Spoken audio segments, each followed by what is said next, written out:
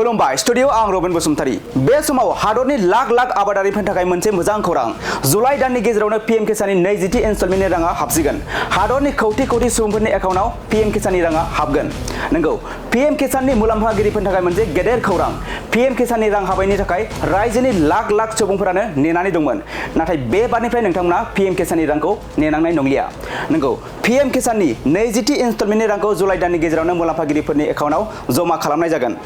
बे दान थामहिनबा जुलाइ दाननि गेजेरावनो 20थि इनस्टलमेन्टनि रांखौ लासै लासै आबादारिफोरनि एकाउन्टआव जमा खालामनाय जागोन आरो बेनि थाखाय नोंथाङा केवाईसी आपडेट खालामनांगोन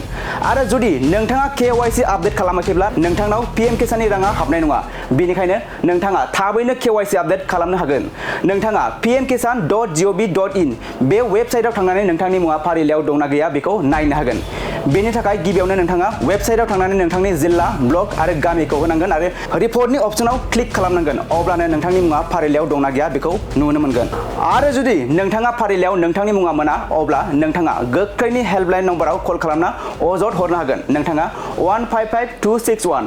1800115526 नङाब्ला 011233811092 नम्बराव कल खालामनो हागोन बेनि अनगायैबो नोंथाङा पीएम किसाननि वेबसाइटआव थांनानै लिरनानै अजद हरनो हागोन